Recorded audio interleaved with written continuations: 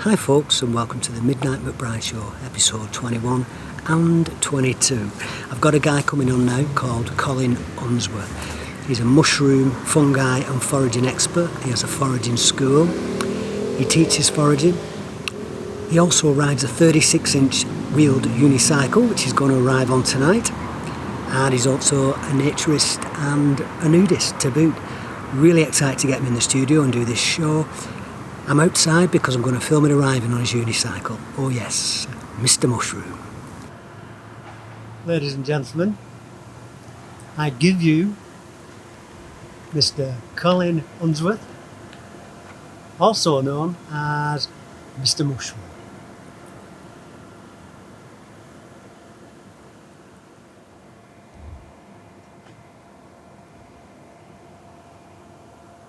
Finally! Hey! Hello! There we go, ladies and gentlemen.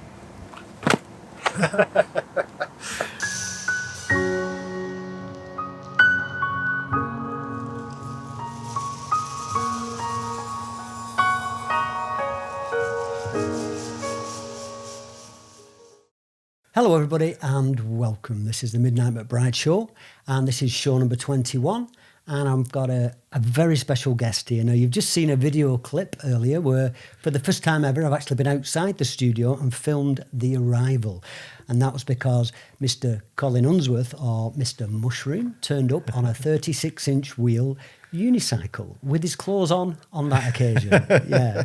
So, Colin, welcome. Very, very excited to have you on the show. Thank you very much. Excited to be here. I think I can say, and I've had some wonderful guests on, and I mean no disrespect to them, but I have never been as excited about having a guest on the show as yourself. I'm touched. And I know you don't like this title possibly, but I'd call you the British or English Paul Stamets, the equivalent. No. Yeah. He's the world-renowned mushroom guy, and he was on Joe Rogan a couple of times. I think he's done 3 shows, and he's done some great interviews. Actually. Yeah, really he's the most respected. One of the most respected guys in that field, but he's also the most well-liked. Joe Rogan said he was the most requested guest they've ever had on his show. Really? Yeah, they had the most sort of feedback saying, get the guy back on, you know. He inspires a lot of people to think about things in a different way, you know. Yeah. So I'll give him that. I mean, he tells some great stories on there, you know, does. some fascinating ones, which I didn't know he was until I saw that podcast, and I was, I couldn't take my eyes off it. I loved it, you know. Yeah. So, Colin, first of all, I'm going to tell everybody about when I first saw you. And I was in Queen's Park, and I was with Willow at the time, my partner, and we saw somebody riding towards us. And this person had a hat on with mushrooms on top of the hat all the way around, and on a bicycle with mushrooms everywhere, fully clothed again at this point.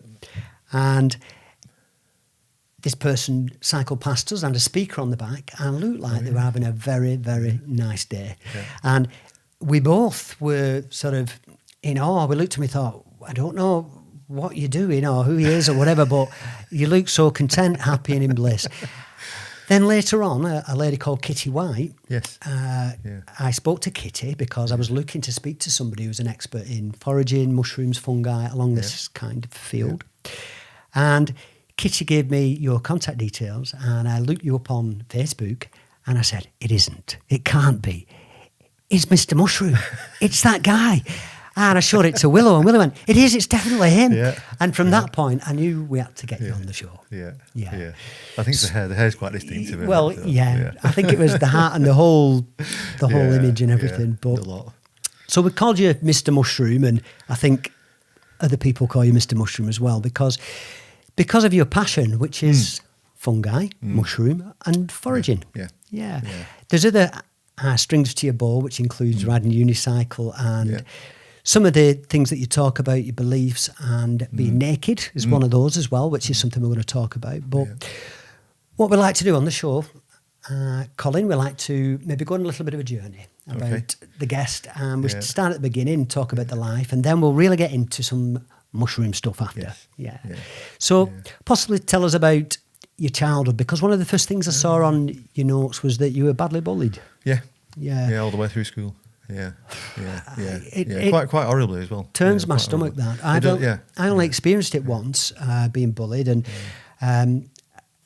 I'd never quite got over it. No. Willow was badly bullied at school. I mean, badly. She was beat up and things like this. It's not good.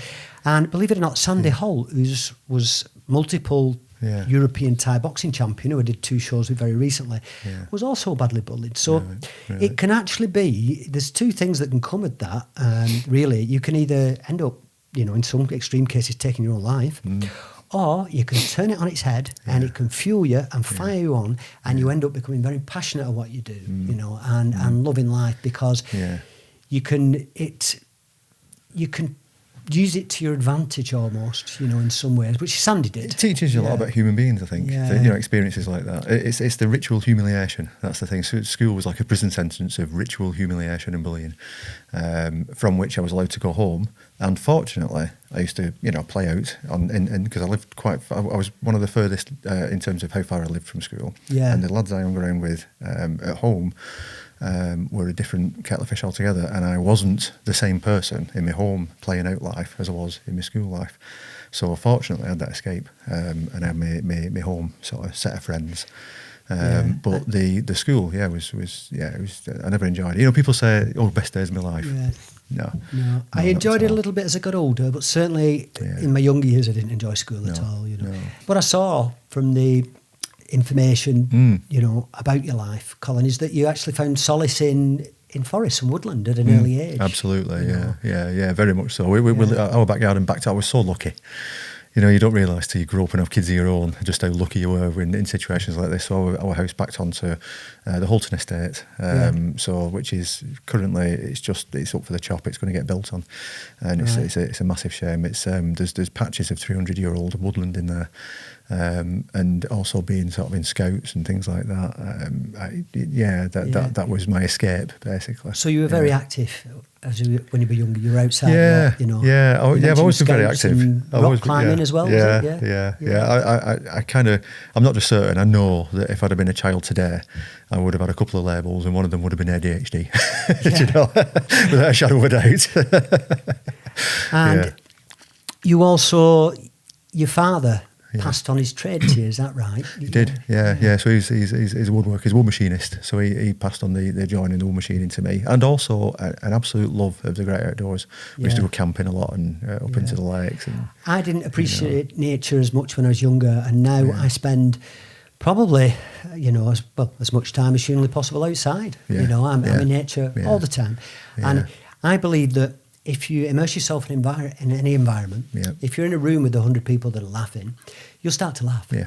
If you're in a war zone, even if you're not injured, but you see people injured, you'll be traumatised and possibly PTSD. So until we're enlightened beings, we're infected by our environment. Absolutely. And nature is a perfect system. Everything, there's no resistance. Everything's just being and doing what it's designed to do. Everything's symbiotic, works perfectly. And if you spend enough time in nature, you can't help, after an hour, 2 hours, after this point forward, you can't help but start to feel joy and bliss. Absolutely. It pervades, just like any other environment affects you. You go for a walk in the woods, for a mushroom forage, or just for a walk or whatever. It doesn't take long, and you suddenly get, the feeling sort of comes over, and you suddenly kind of think to yourself, oh, I'm glad I'm here. I'm glad I'm not somewhere else. This is where I want to be. And it's a studied thing though, isn't it? There's all this sort of forest bathing ideas from Japan, and we talked about that on the show previously. Right. And it is a very real thing. Scientists will study it, and there's all sorts of stuff to do with mindfulness and well-being, and there'll be even stuff on like a bacterial level. There's the stuff you're breathing in. And basically, it's a habitat that's going to. It's going to calm you. I suppose if you compare it to people, if you spend your time around angry, aggressive people or stressed people, you become angry, aggressive and stressed. It's, that affects you. The energy that they give out, you receive. Absolutely. At the same time, if you spend your time with people like yourself or, a spiritual community and gentle souls that go around the earth trying not to kill and damage everything they come into contact with, but beautiful souls, beautiful people, then you will receive that energy also, so tell us when you first then sort of got into mushrooms. How did this come along? Was this in the period? Because I suppose if you're a child and you spend a lot of time in the forest. Yeah, you do. It's a funny one with mushrooms, and I think a lot of people who get into mushroom foraging will say this, is that once you've got into foraging, you realise that there's mushrooms everywhere. There's fungi everywhere. Yeah. There's all sorts of different funguses. It's not just, your cap and stem mushrooms that you're going to put in a pan and eat. There's all the rusts and smuts and moulds and slime moulds, and there's also there's fungi. There's wherever there's a potential for a habitat, fungi will evolve to exist there.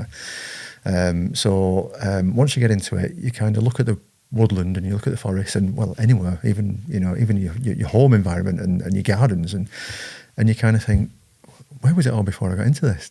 Because I just didn't notice it. Yeah. Well, do you know? I'm the same. Recently, I've become very passionate about mushrooms, learning about them, and I've been actively befriending and seeking people who know something about mushrooms, that are nice people, who are willing to spend a little bit of time with me. And one of those people is a guy called Ben Atkinson that's done the show with me before.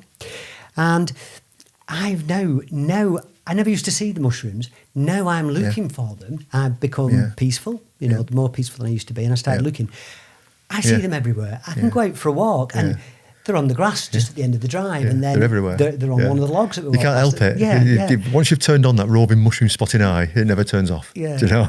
And you kind of, wherever you look, you'll see something interesting, something funky, something curious. My passion really is. So I'm a food forager. I love to forage edible mushrooms, but there's all sorts of other fungi out there, and once you start to understand the role that the fungi is playing in the forest or the habitat, wherever it is, the forest, the fields, you understand what it's doing, what its purpose is, and it ends up joining the dots. So, your understanding of the forest and how the forest works, and the trees have roots and they get in nutrients out of the soil, and stuff dies and turns back to soil, and it kind of joins all the dots and makes it all make sense. I found it when we did the pre-show chat, I talked about a documentary. I think it's called The Magic of Mushrooms or The Magic of Fungi. I can't remember. I think it's The Magic of Mushrooms, a BBC documentary. And I was in awe. It just took my breath away. And for example, the mycelium or the before the mushrooms come above the ground or truffles below the ground, whichever. But it's there all year. It's always there. It just appears at certain times of year, but it's always there. And without it, certain parts of our ecosystem would collapse. It's critical. It's critical. Mycorrhizal fungi. You get different categories of fungi. So you get your mycorrhizal fungi, which operates like symbiotically with the trees, wraps itself around the tree roots and helps it to get nutrients and stuff. You get your saprotrophic fungi, which helps to break down dead matter and turn it back to soil. And then you get your sort of parasitic type fungi that will kind of remove dead and dying and weaken trees and make sure the forest stays healthy. So your mycorrhizal fungi, you get like a massive sort of white hairs that wrap themselves around the tree roots or the plant roots or whatever it is, and that helps it to gain nutrients, and it gets a few sugars and stuff in return. And we've always known that mycorrhizal fungi helps a plant or a tree to exist in that particular habitat. Some of the sort of latest understanding is there's a few things like some mycorrhizal fungi actually embed themselves in the actual DNA of the tree. So they'll kind of get into the DNA system of the tree and tweak it and fine tune it. So that tree will be actually, the whole thing will be programmed and designed to be slightly more suitable for this habitat or that habitat, and that's controlled by the mycorrhizal fungi. So for other organisms to adapt and survive, again, the fungi is critical. Absolutely critical. They reckon now, the mycologists down at Kew Gardens and places like that, the figures they're coming out with is that about 95% of all plant life on this planet has a mycorrhizal association with the fungi. Does that include us? Well, because we have a microbiome and other things going on. Yeah, there's all sorts going on with us. We're not just one organism, are we? We're kind of a massive collection of organisms, with all the bacteria and all this sort of stuff. So it's it is fascinating, and if you kind of sort of think of why the mycorrhizal fungi why it evolved in order to play that role. When life first evolved on the planet, came out of the seas, so the plants came out of the seas onto the land.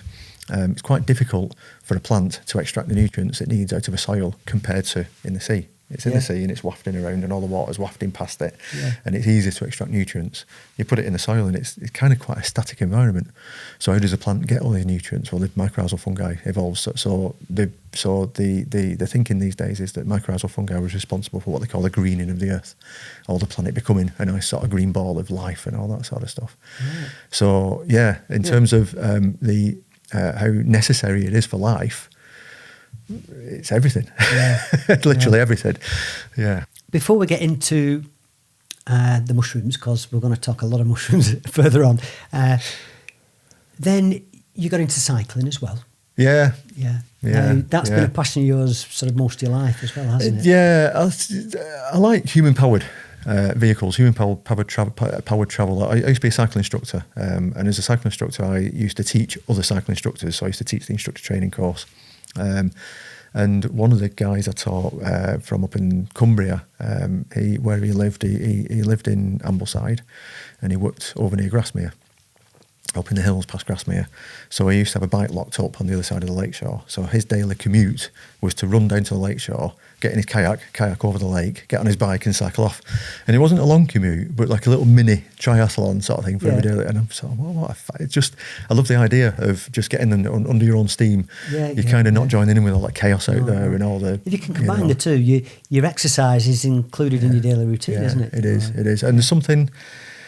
I think there's something about it's the well-being, it's the mindset, it's the peace and the tranquility. You're cycling away, you're kayaking away, whatever. It's something under your own steam. It enables a focus of mind because you're using your energy, you're using your powers. You have to concentrate when you cycle. You've got to concentrate. You've got skill and balance and all that. So you've got to the concentrate. Wind. I know if I'm going downhill on my bike, I am focused. I'm concentrating. I'm fully present. Yeah. And I've got the wind blowing in my face. I'm in bliss. I love it. I love it. Yeah. But then you also went into, then it was scooters. So were you a mod or a rocker or just... I was a bit of a scooter boy, when I was younger. So we used to go to rallies and all that sort of stuff. A bunch of us from Bolton. Were you a Vespa or a Lambretta? I was only ever a Vespa. Right. I never had a Lambretta. They make a different noise, don't they? Yeah, So I'm probably being... not being loyal to my Vespa roots, but Lambrettas are cooler. But they were a bit more expensive and, took a bit more care and all that sort of stuff. So I just had a very, very basic, very standard Vespa. Never my thing, and never really, perhaps before my time, although there's only a couple of years between us. But Willow used to, she's all about the moped, she loves it. Yeah, I suppose that when he says there's only a couple of years between us, but I was quite young on that scene. Yeah. The scene was tailing out, so, but it was a fantastic scene because you kind of felt a sense of belonging. It's one of those youth cultures. You feel a sense of belonging, something a bit different, something that's a bit like, sort of rocking against the norm. Yeah. And the sort of camaraderie, as so we'd all set off, and if somebody broke down, there'd be all the sort of joking and all the jesting, all the taking the mic out of them and all that. But then you'd all stick together and you'd somehow get everybody there and back again, and and some fantastic tales of things that happen. We used to have these sort of weekends where you'd just be drunk all weekend and sleeping anywhere and coming back feeling rotten. So I came back from Morecambe one weekend. We'd have been to Morecambe Scooter Rally, and on the Sunday everywhere was shut. Everywhere it was like a ghost town. There was nowhere to go, and I couldn't even get anywhere to go for a wee. And I was desperate for a wee. I'm going to set off. Got a long ride home. So when you go down onto the beach and you get the steps going down onto the beach. Yeah. So I go down onto the beach into the corner there. And I'm weeing, and it's disappearing off into the wind. The wind was that strong; it was taking it, and it's disappearing. And I'm thinking, I hope nobody's downwind of this. Anyways, I'm stood there, minding my own business, looking up, and there's a plastic bag going round in circles, and I was just having the thought of, I hope my wee's not doing that, when it started to splatter me in the face. And I got a face full of my own stuff. So just to be clear, Colin pissed on himself. Yeah. In his face. But the worst thing was because everywhere was shut, I couldn't have a wash. I couldn't go anywhere all the way home. I've got this helmet on and it's all festering in this helmet. And every time I accidentally lick my lips, no. Oh dear. So I just have lots of memories of really exciting times setting off for these rallies. Really exciting. Finishing your Friday work and you sort of, you get your wage, and you used to, you get your wage in a paper packet and you have cash in your pocket, and all your pals will get together, you meet up and go off. And then these horrendously horrible journeys home that we just I just want to be in the bath now. I can can only liken that to me going clubbing, and then you've got to get a taxi home from a after party at some point. It's 6 o'clock in the morning, or you've not been to bed, and you're dreading the taxi ride, you know, because it seems to go on forever and it's awkward and you don't know what to say. I should say something here, but I don't know what. And So then you're extensively travelled, Colin. You've yourself, because you were a teacher, you had these long breaks, and for a decade you were off all over.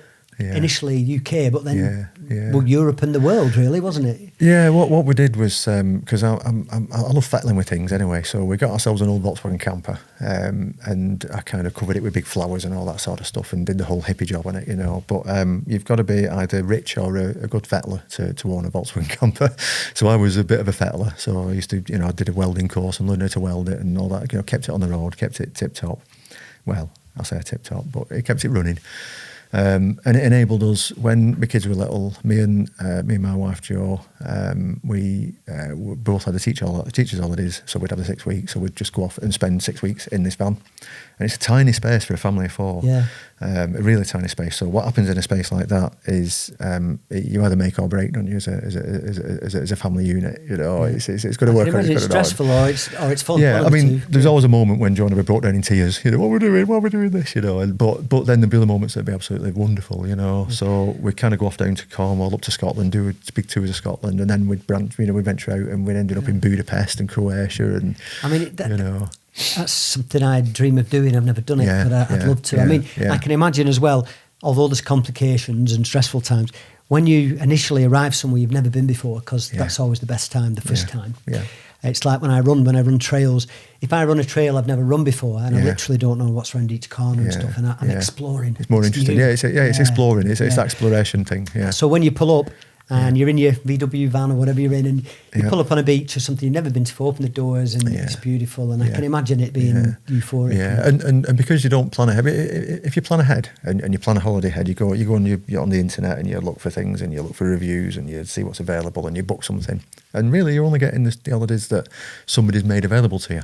Yeah. If you just go, you find things, and you find things that you'd have never found on the internet, and you find some really cool places. You know, the Guardian newspaper, probably about 10 years ago, published an article one summer, and it was called the top 10 cool campsites of the UK. And I'm like, half of them were my campsites. Fuck it off, you're making it busy now, you know. Because that's what you discover. You discover the coolest places, you know. Well, me and Will have our favourite restaurant, and we've never told anybody. No, don't tell anyone. No, because we don't want anybody to go. I know it's terrible, isn't it? I know. Yeah. We made that mistake. There's a pub in Wealton called the Top Lock, and we told everybody about it, and it's on the canal, and of course it got very busy, and I'm not saying we're the only people to make that happen, but so we found another place, and now we don't tell anybody. Yeah, fair enough. Yeah. So some of the other things that you've done, Colin, in your sort of work life, you're a dental technician. Oh God, yeah. Was that in Bolton? Atherton, yeah, that was my first job. Dentures and things like this. Yeah, so a dental laboratory. So when you go to the dentist and they do an impression of your teeth, and you need a crown or a bridge or a denture or whatever it is, and that impression gets sent off, and somebody is going to spend a bit of time with a plaster of Paris model of your teeth, making that crown, bridge, denture, whatever it is. So my job as the trainee was to make that plaster of Paris model. So I used to have them all lined up, and you'd have all these casts lined up and making all them all day long. And then a joiner, did that come? Because I know you were trained as a wood machinist. Is the joiner, is that the same thing, or was the joiner before or after? Same time. That was all kind of timber trade stuff. So the dental lab stuff, that was me. That was a YTS. It was one of those YTS schemes. Oh, I remember them. Yeah. You got like 40 quid a week and £27.50. Oh, right. £27.50, but I was one of the lucky ones because I got £5.70 travel, and I managed to go on my bicycle instead of on the bus, so I kept that £5.70. And I was totally bored with that job, absolutely, So there was a guy actually from the training unit, and they used to oversee the management of all these YTS placements here, there, and ever in all these different companies. and I had to go and see him, and he sacked me, basically. So he sat me down and, you know, said, I'm sorry, we've got to sack you. Years and years later, after going down the wood trades route, and I then became a teacher, and I then worked at Bolton College as a wood machining lecturer, and I bumped into him because he was working at the training unit there. And and he says, Colin, I remember, and he says, what are you doing now? And I says, I'm a teacher. He says, you see, another one of our successes. I suppose it is a success. He did the right thing by firing me from that job, you know. Yeah. It's funny how sometimes strange events in life put you on a certain path, isn't it? Yeah, you know? It is. But yeah, the timber trades it was my dad, basically. My dad said, get a trade. It doesn't matter what else you do. If you just got a trade behind you, at least you got something to fall back on. Yeah, and he's right, because I've never wanted to go into construction. Really, it's not really my thing. I don't enjoy working in construction.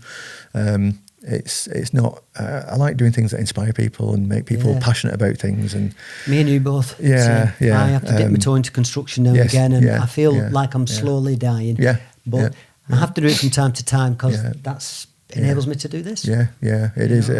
I take people on a mushroom forage and I teach them about life on Earth. I teach them about how the forests operate. We eat some edible mushrooms. It's fantastic. During the winter months, I might go and build a conservatory for someone. I'll do a loft conversion for someone, and that person doesn't really know me, so they think I could be a cowboy builder. I might be about to rip them off, so they're always on the, they're always cautious and guarded in everything they do and say. I'm always thinking, are you going to pay me on the next bill? Are you going to pay? So I'm kind of, and it's just such a negative relationship. I think until you've got an established rhythm, a relationship with somebody, which never really happens in construction, because you do a job and then it's over. So it's over and you move it, and people never get in touch to tell you how fantastic it is. They only get in touch to complain because it's like you need to come back and fix something, So from start to finish, it's a negative relationship. So then, Colin, you also taught cycling. Yeah. Is that correct? Yeah. So is this before Bolton College or after? After Bolton College? So I got into teaching because I thought that would be a good thing. I like teaching.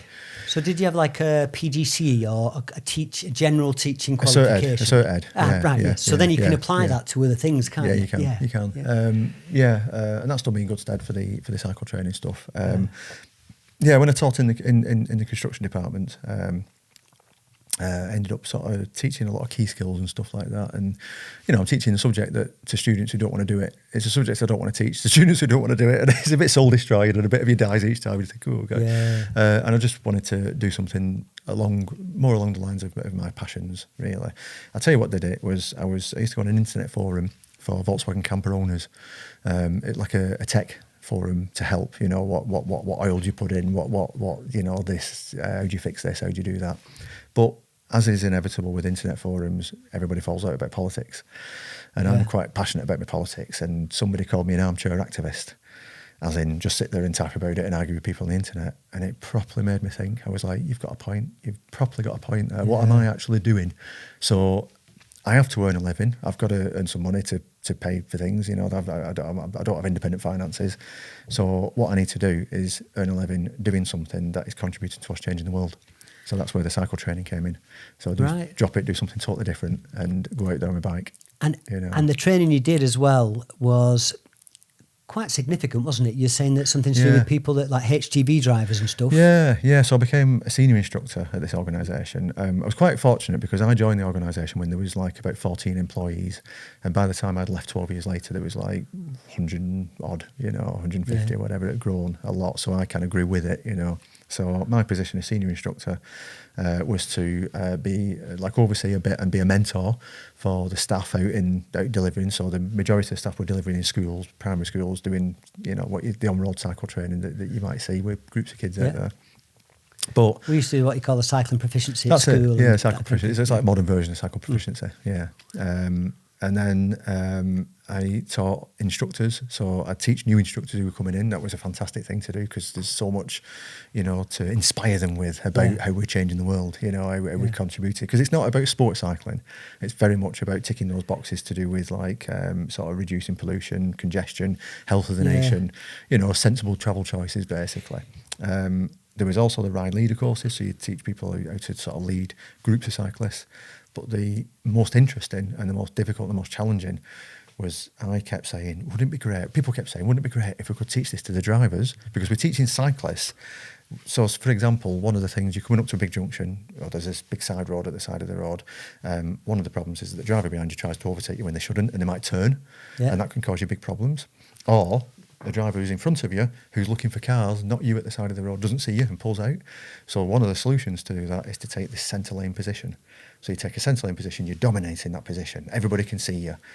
That's the best thing to do. It's a strategy you can deploy as a cyclist to keep you safe.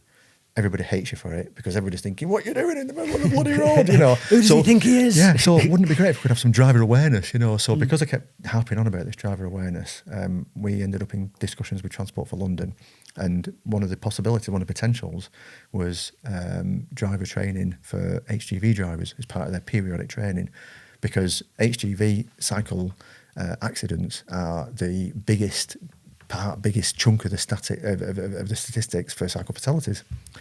So I ended up devising and writing a programme to deliver driver training to HGV drivers, got it approved by all the different bodies it needs to be approved by, and then we got the programme up and running. I remember the first course, it was like, we'd done all this planning, we'd done the marketing, we'd done everything, and all of a sudden I've got a dozen lorry drivers in front of me. Yeah. That was a new thing for me, a dozen lorry drivers, you know. And was there a unicycle part of the course? There wasn't, no. A 36-inch wheel unicycle?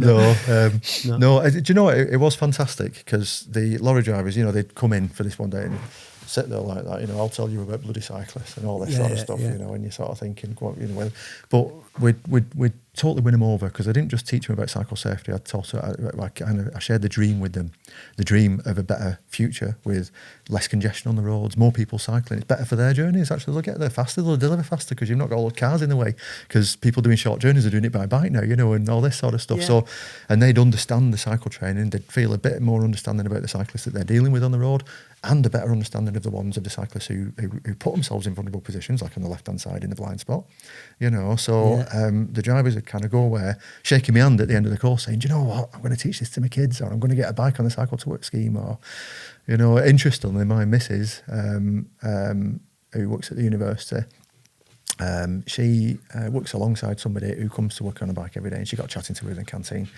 and about the cycling, and this woman says, my husband who got me into it.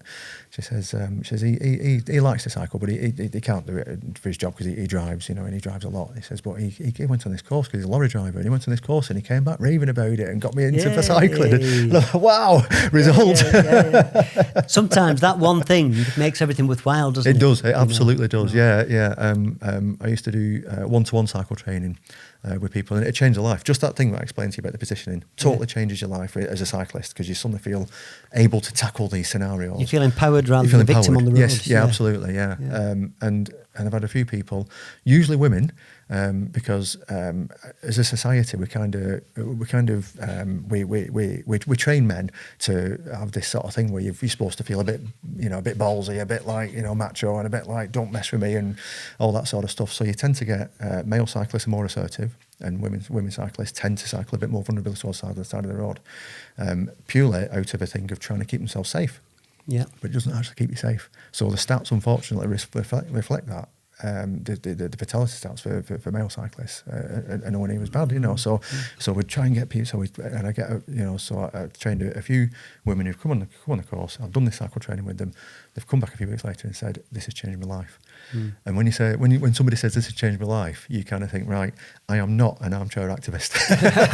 Did you feel good then? Yeah, you know? Yeah, absolutely. Yeah. You felt valid and I've done something. Yeah. You know, I've not changed the world, no, but I've made a good contribution towards that, and it really means a lot. That doesn't it? You know. Yeah.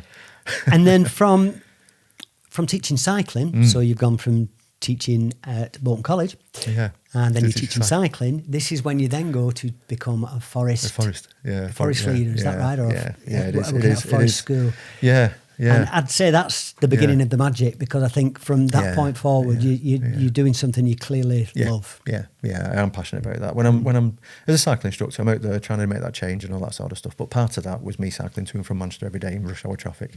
And in the end, 12 years of dealing with rush hour traffic for like an hour and 10 to an hour and 20 minutes every single day, each way. It gets you down after a while, you know. It really does. And I kind of thought, I've got to escape from this. I've got to get into the woods. So into the woods I go. I didn't even know what a forest school was, or they existed until a few years ago. You know, and I found out a friend of mine, I think it's their sister, works at a forest school, and I went, "What's that?" you know, and it blew me away. Yeah. You know, because especially if you've got young kids there as well, you know. So the idea is, so obviously there's a big overlap between bushcraft and forest school. The things you do might be the same.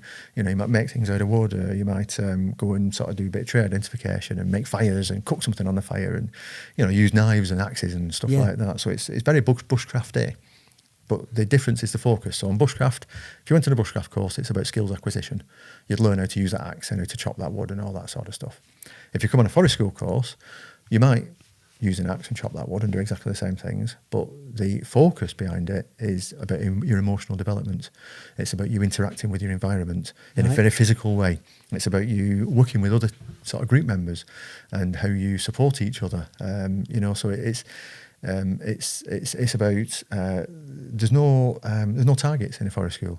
So whatever you achieve is an achievement. You know, if you set targets, somebody's going to fail those targets, and that's no good for them, is it? Yeah. So basically, people do what inspires them, you know, and they get on with whatever they want to do. You're actually you're in a very, very natural environment. You sort of think, well, you could be in a classroom, you could be in the forest. One's a different.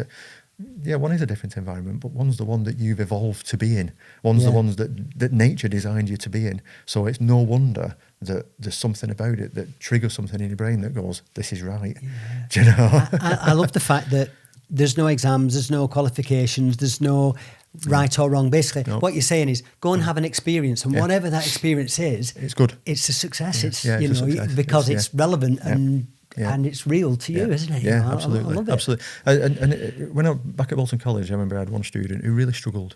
He was very dyslexic, and he just struggled all the way through, and he didn't get his qualification. So he went down on the stats for my end of year stats as a fail, basically. I got on with him quite well, and he wanted to become a lorry driver. He wanted to retrain, and I pointed him in a few sort of directions. I got him to look for this and apply for that, helped him fill in the form and sort of give him some pointers for his interview, and he went and he became a lorry driver. But from my stats, in terms of what the data collection for that course that I was delivering, it was a fail. I think he was one of the biggest successes I had. Yeah. It just wasn't within the sort of remit of the targets that are preset. So in a forest school, you don't preset targets. You know, you just sort of get on with it. This is the problem with any kind of exam, or if you're studying for something. There's a box, and you have to tick that box or fit in that box. Yeah. You know, and not everybody does. No. You know, you can be incredibly gifted. You can be beautiful, and have wisdom in so many ways, but not necessarily a qualification. And some courses you'd be a fail, but you might be an amazing artist. Yeah, let's measure it in a different way. Let's or help people. Working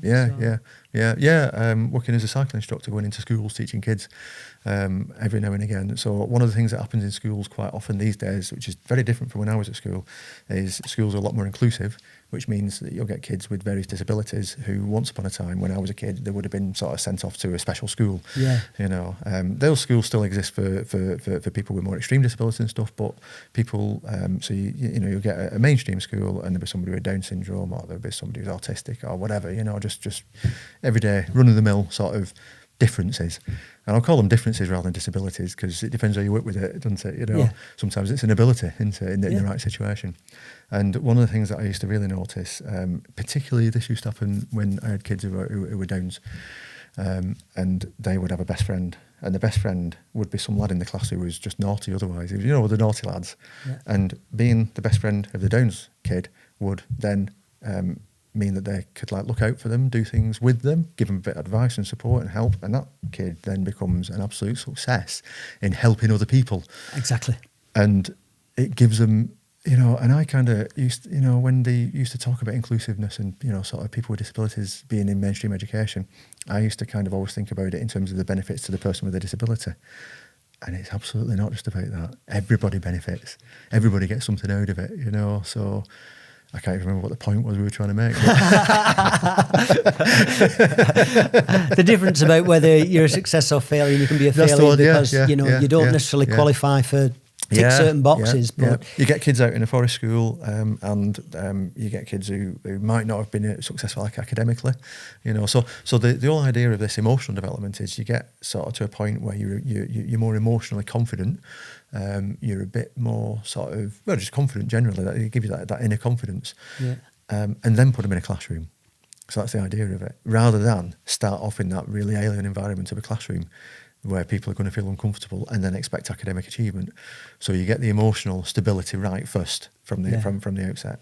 So my sort of thing with forest schools, I went off to train to be a forest school leader, and I kind of got there and I looked around and I thought, they're all basically nursery workers. They're all working with little young kids. Well, no surprises. Yeah. But I kind of was surprised because I had read all the stuff about it, the emotional development and all the stuff that, you know, the contribution it makes to your life. And I kind of thought, well, this applies to everybody. This isn't just kids. Everybody can get something out of a forest school. You know, the mushroom forage is a forest school. So people come on the mushroom forage and we go out there and you feel a bit of a better understanding of your natural surroundings, and you can not only do you understand it better, you can go and pick things and eat them and taste those flavours, and, you know. Just being there, any human being that disconnects from the daily routine, takes themselves out of that environment, gets away from technology and spends time in nature, they're already on a winner. Absolutely, completely and utterly. What you're doing sort of is a bonus. The lives we live these days, very much in the Western world. There's a lot of stuff that's necessary, and I know it's necessary for lots of people to work in factories. I know it's necessary for lots of people to work in offices and all that sort of stuff. But it really is a massive disconnect. And what has kind of happened is we've kind of forgotten the importance of that connect. So even if somebody works in a factory all week or an office all week, just to get out and make that reconnection and have that reconnection, you know, go and walk in the forest, commune with nature on a regular basis. Yeah, absolutely. And it's not just because it's good for you. It's not like just going in like a like a soft toy room and sort of thinking, oh, this is nice because it's a nice place because it's a forest. It's what evolution have designed us to do. It's where we're designed to be. So it's no wonder that we feel comfortable and happy when we're there. You know, I think as a species, human beings, I've come to think that they're separate from nature, that they're above nature because they're intelligent, and we're the dominant species and everything else is below us. And we forget we're not. We're just another cog in that wheel, and not one that doesn't work very well, by the way. At the minute. But we're part of nature. We're part of that system. And most people, I think, because of the way we're programmed and the lives we live and the environment we're in and everything else, we think we're separate from it, and we're not. You know, and we're very good. I mean, our special skill as a species is habitat manipulation. And we're so good at habitat manipulation. I mean, we move stuff. You know, that's what we do all the time. We move stuff around. Build it, dig it. Yeah. I have a cat at home, and the cat never moves anything around apart from a rat she brings in there and again. You know, she'll never pick something up and move it. She'll never think, oh, that chair needs moving a bit or whatever. They adapt to the environment. Yeah. We change it, don't we? We change the environment to suit us, and we move stuff around, and we pass things to each other, and we give things to each other, and all that sort of stuff. And we're so good at that it's almost as if we can be above nature. We can control it. And that was a big theme back in sort of Victorian days and onwards until fairly recently, was this conquering the world. You know, mankind will conquer the world. Listen to the sound of this aeroplane engine because it's like more ferocious than anything in nature, and you know, all that sort of stuff. Then with the old Pathé News sort of thing, that was the mindset that we were in. You know, it was about man's domination over nature. And I think there's a great film as well, and it's called The Happening. Mark Wahlberg's in it, and it's basically nature, I think, gets very upset with the way man is behaving, and all these people start dropping dead, they start dying. And it's the trees and the plants emitting these chemicals because they've had enough. Because they've had enough of it. And that, for me, is a real possibility where if you look back thousands of years, are there any human beings from those dynasties left? No. Is nature still here? Of course. You know, nature will always win, always dominate. We'll be gone and long gone, you know. I kind of suspect that at some point fungi will sort us out, you know. Because if it's not fungi, it's bacteria and viruses and all that sort of stuff. But the fungi is fantastic at it. If there's a big problem in the world, some fungi will evolve. You know, the plastic situation now, and over in Pakistan they've discovered a fungi that's living on plastic and converting the plastic back to. I read about that. Paul Stamets talks about bees, you know, and how the bees are dying, and we don't realise, but we think a lot of people think bees are insignificant, and they're critical. Oh God, absolutely. You know, as is everything. Bees and all the pollinators. So there's a massive decline in flying insects at the moment in the last couple of decades. There's been a big it's been noticed. Bees have gone through the floor. They're actually paying people to bring bees in to pollinate Yeah. You know, because Yeah. it's not happening. No, because it ain't happening. You know? No, And something like 60 or 70% of all the bees are dead, are gone. And not just bees, but flying insects in general, Yeah. pollinators, because there's lots of pollinators out there, lots of pollinated insects, and the populations have reduced massively. And you know, when like the scientists who are studying these things kind of come out with these stats, and you go, "Oh, that's a scary stat, or it's an interesting stat." That's one that you can measure yourself, because on a summer, you know, it's been really hot recently, hasn't it? So if you have a window open and your light on in the kitchen and your window's open at night, and you get the insects on your white ceiling, and look at the number of insects. So there's a few there. Actually, when I was a kid, you know, sort of 20, 30 years ago, 40 years ago, it was like covered in insects on a night like that. Well, you know, I think recently, like 2 or 3 days ago, very hot, and I think 2 flies came in our house. Yeah. I remember being a kid, and you know, if you left the door open, you get invaded. Yeah, you did. You did. So Long journeys. In the period that I had my camper van, you used to get them on your windscreen all the time. There's nothing now. Bug splattered, absolutely bug splattered. And these days, it's not really much at all. You know, and you can't. And of all the sort of climate change things, you know, like back in the 80s, I was a student, and you know, you sit around smoking pot at somebody's flat, and talk about global warming, and the rest of society would be going, oh, you know, you bloody hippies and all that sort, you know, and we talk about things that were going to happen and predicted, and it's here, it's happening. And of all the things that's happening now, I think the decrease in the flying insects, to me, has got to be the most scary. Because that's a mass extinction happening. It's happening right now. Yeah. Do you know? And I dread to think. You know, it's scary. Paul Stamets talks about mushrooms, and from mushrooms and certain fungi, that he was very careful with his words, because he said, you know, people have patents on things. And he was worried about big pharma, and he actually said with certain things he was worried about his life. Right. You know, but he reckons that with certain mushrooms and fungi, you can basically, in nature, whatever occurs, there's a cure. Right. You know, and he was saying that he thinks he could pinpoint a cure for cancer. You know, with mushrooms. Yeah. That certain things that are commonplace, dementia and Alzheimer's and all sorts of things, mushrooms can cure those. Yeah. He thinks he can fix the bees, which he is doing. Yeah. He's done some fascinating research. He has done some fascinating research. There's a few. So I'm always very careful. I'm always very wary of just making big claims. Yeah. So, you know, I run the Facebook group Mushroom Spotters. Yeah. Which we're going to, that's the next topic. And it's a huge group, you know, 35k members and all that. Yeah. And what happens is, so there's certain mushrooms that are being researched for the cancer properties, or the cancer fighting, or whatever you want to call it, properties. People use terms like immunity boosting, and it's the wrong term. It's a misleading term, really. You don't want to boost your immune system, because then you get an autoimmune problem, and it becomes a disease, and it doesn't help you. So what you want is, you want to strengthen your immune system. You want to make it work better and efficiently. You want to support your immune system. And there's turkey tails, for example, is a species of mushroom. Trametes versicolor is the name of it, and that's being studied here and there.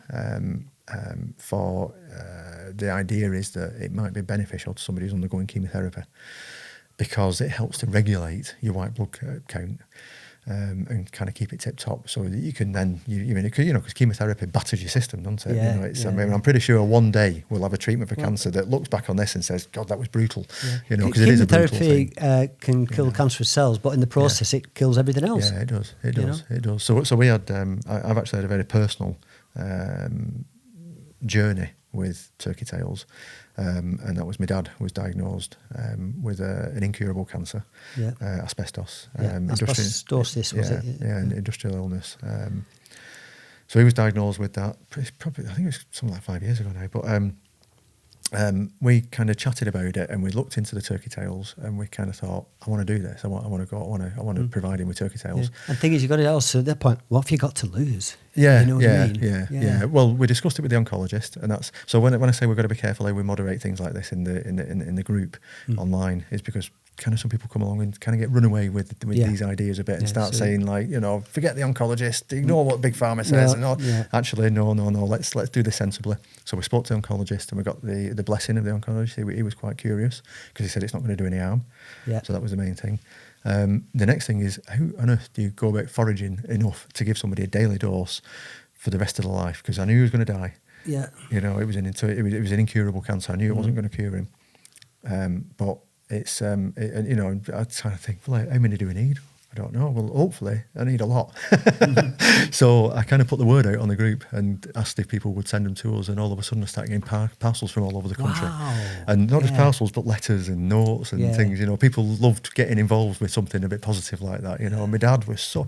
If he didn't do anything for his actual, you know, in terms of medicine, absolutely, absolutely. It gave my mum something to do that she felt she was contributing, because she was making the medicine out of it, which is quite a convoluted process, long, slow cooking process that takes 36 hours, and then you know, so she could do that for Dad, and then Dad could sign all these little notes. And I even got a big parcel, and it was from a primary school. So a primary school teacher had seen this sort of this plight, and he'd turned it into a class project, and he'd taken them all out into a local park, and he'd got them to forage all these mushrooms. They cleaned them up perfectly, sent them to me with letters from the kids from this class project. So you know, so wishing, you know, well wishes for my dad basically, and I kind of got in touch. Said, "What this is? I'm so touched, you know." So what can I do? And he said, "Can you do a little video?"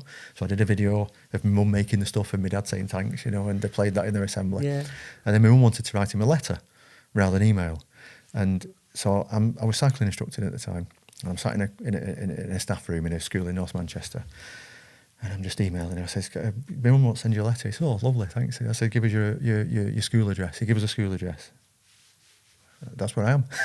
I was in the school. I was like, "Where are you?" So I ended up going meeting him. And these kids, these projects, he's called Ali Mack. He has a YouTube channel. He does all these really, really funky videos about identification, you know. And it's like, this whole, like, you know, sort of upbeat, and Cyril the Latin squirrel that describes what the Latin name means, and all this sort of stuff, you know. And they're really good. And he gets his class kids involved in making these, and obviously they don't appear on YouTube, but you can hear him singing the things in the background and stuff like that, you know. So he's been doing this project where they've been harvesting, foraging mushrooms, but also growing mushrooms. So I turned up at the class, and they were just in the middle of doing a fry up with a load of oyster mushrooms.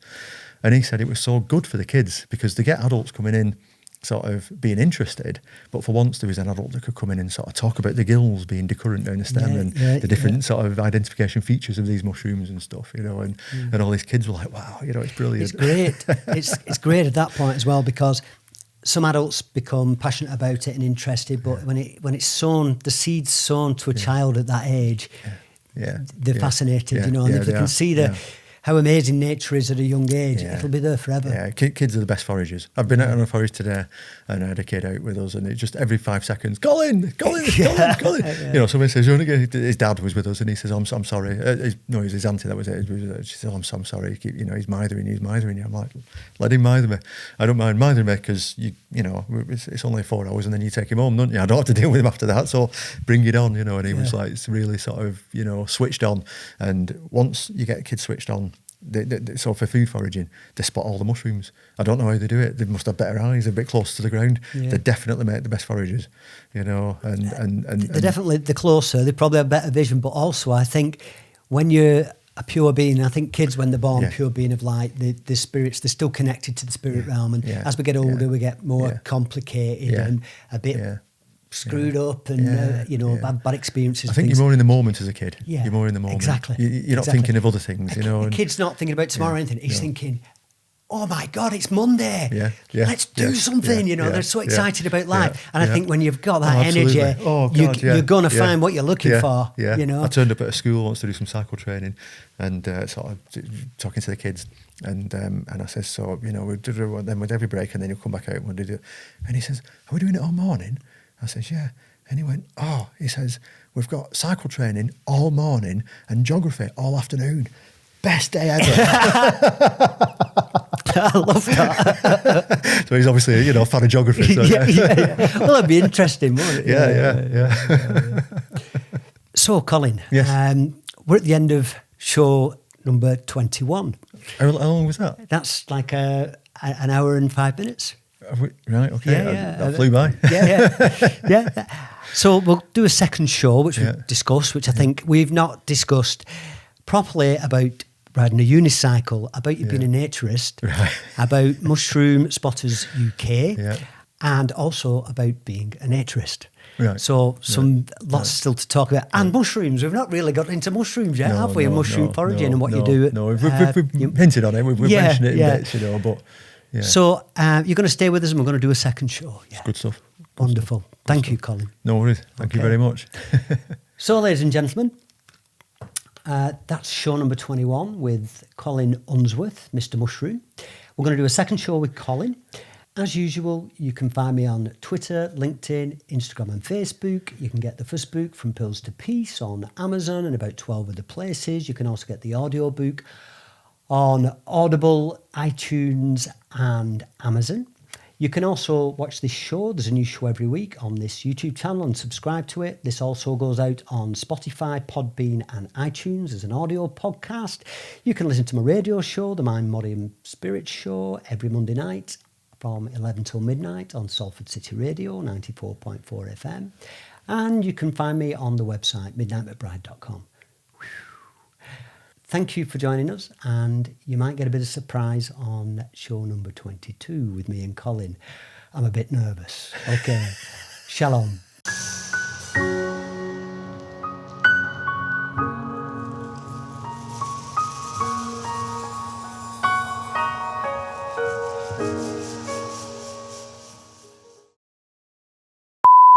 Can I talk to Joe now and again? Yeah, of course you can. Of course you can. Yeah. Hey, Joe. Yeah, all right, Joe. Hey, we're gonna get naked in a bit, Joe. I know, yeah. Best place to come. We might do that off camera before we come back on here. You'll have an heart attack. The problem is Joe's the only one that'll have he'll have full control over the wide angle camera, and you might get the odd flash, Joe. But so just a whistle and a hat.